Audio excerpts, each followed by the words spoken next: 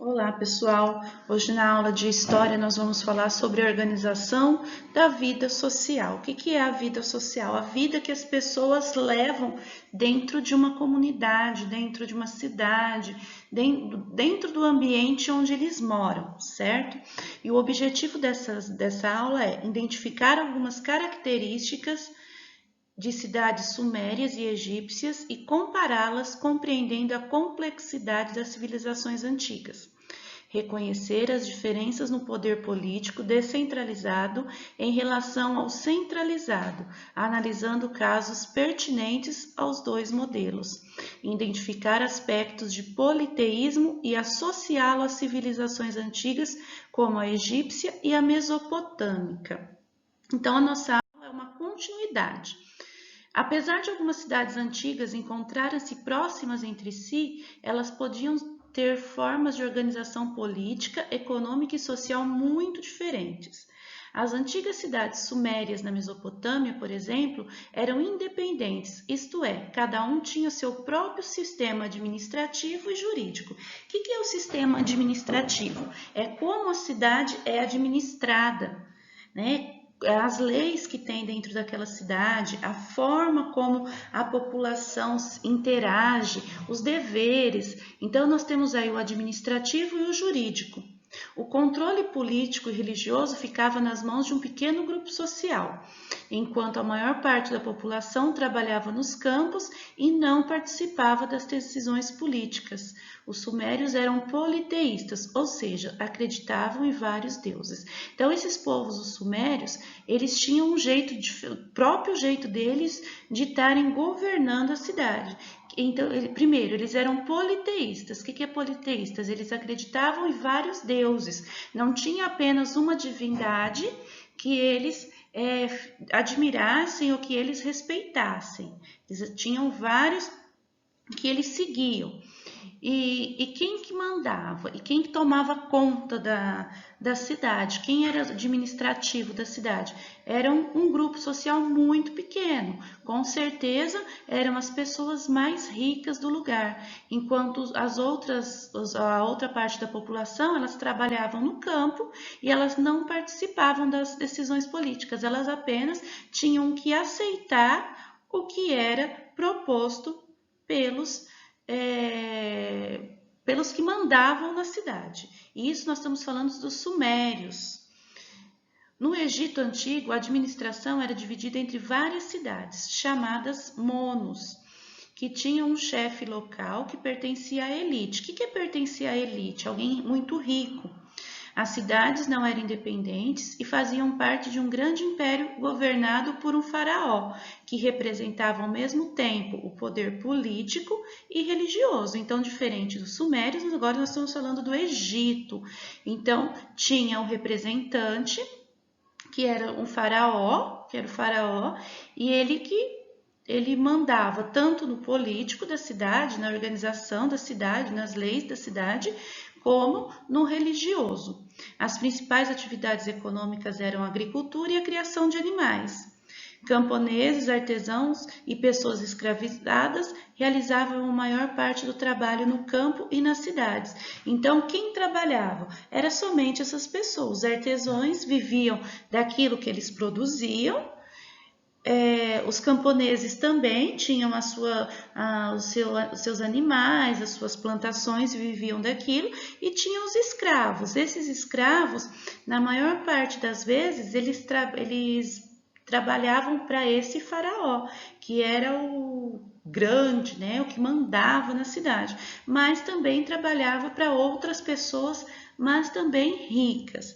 Os egípcios, como os sumérios, eram politeístas, também acreditavam em vários deuses e possuíam uma hierarquia social rígida e desigual. O que é uma hierarquia social rígida? Era ele que mandava. Então, se não fizesse o que ele queria, essa pessoa podia ser condenada à morte.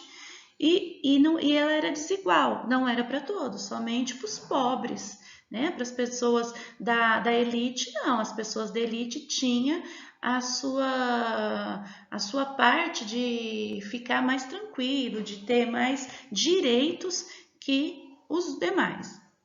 Tanto os egípcios quanto os sumérios exercem grande influência cultural em outras cidades, com as quais realizavam trocas comerciais. Por meio desse contato, algumas cidades assimilaram costumes e aspectos da cultura egípcia, como a escrita e a arte. Então, a escrita surgiu aonde? Surgiu com os egípcios. Nós vamos estar falando da escrita mais para frente. Por quê? Porque houve a necessidade de desenvolver a escrita. Aqui nós temos uma pintura, ó, detalhe de pintura em parede representando camponeses em plantações. Então nós temos aqui, essas pessoas aqui não eram da alta sociedade, eles eram camponeses. Aqui, ó, tá arando a terra, tá plantando, então aqui tá representando essas pessoas. Região Luxor, no Egito, há cerca de 3.200 anos atrás. Mulheres e homens trabalhavam na produção agrícola e artesanal, preparando artefatos, alimentos e vestimentas. Então, isso daqui, ó, é um trabalho que representavam os camponeses. Fontes históricas para conhecer as cidades antigas. Os documentos escritos são importantes fontes para compreender o cotidiano das primeiras cidades. A escrita desempenhou um papel fundamental na organização social, pois possibilitou estabelecer leis, contratos comerciais e registros fiscais. Além disso, conhecimentos e técnicas foram transmitidos por meio da escrita. Só que quando a gente fala de escrita, não eram todos que sabiam escrever, eram apenas alguns favorecidos. E esses favorecidos eram da classe da elite. Por que houve a necessidade dessa escrita? Por causa que começou a haver maior venda de produtos e essas vendas elas precisavam ser registradas de alguma maneira. Então ali começou a necessidade de se registrar, foi aonde surgiu a escrita. Escritas e costumes da Mesopotâmia. Na Mesopotâmia viveram vários povos, como os sumérios, os acádios, os assírios e os babilônios. Eles partilhavam alguns elementos culturais, mas tinham línguas e costumes diferentes. Há cerca de 3.800 anos, o rei babilônico Hammurabi conquistou vários territórios da Mesopotâmia. Com o intuito de unificar os costumes, ele organizou o Código de Hammurabi, um conjunto de leis que estabeleciam regras para a vida em família, as relações de trabalho, as trocas comerciais, os crimes, entre outras coisas. Esse documento é uma fonte importante para os estudos dessa sociedade antiga. Então, foi criado esse Código de Hammurabi para quê? Para unir todos esses territórios que a Mesopotâmia conquistou e estabelecer as regras. Era uma regra geral para todos os povos que foram conquistados por eles. Então, eles tinham que seguir isso. Escrita no Egito Antigo. Os documentos deixados pelos escribas. Quem que eram os escribas? É aqueles que eu falei para vocês. Eram poucas pessoas que sabiam escrever, né? Então, eles eram chamados de escribas. Também permitem investigar como era a administração pública e a vida daquela sociedade. Então, a partir desses documentos, que começou a ser registrada a história de forma escrita, porque até então nós só temos a história registradas em desenhos, que são as figuras rupestres, e oralmente. Então, a partir daí, do Egito, é que começou a nós termos uma história registrada, escrita, certo? A primeira forma de escrita egípcia foi o hieróglifo, composto de um conjunto de símbolos que representavam ideias e valores. Apenas os faraós, os funcionários da realeza, os sacerdotes e os escribas sabiam escrever. Então, foi como eu disse para vocês, somente alguns que tinham acesso a isso. E a escrita não era universal.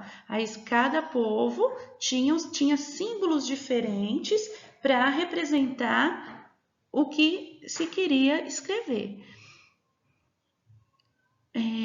Apenas os faraós, os funcionários da realeza, os sacerdotes e os escribas sabiam escrever, sendo os escribas considerados muito importantes pelo registro dessa cultura. Muitos documentos egípcios eram escritos em papiro, um tipo de folha feita de uma planta que era comum naquela região da África. E também, não só no papiro, nesse material, mas também na argila. No começo mesmo, eles escreviam em tábuas de argila, e isso foi ficando registrado. Aqui nós temos o material de trabalho dos escribas, há cerca de 3.300 anos, encontrado na região de Tebas, no Egito.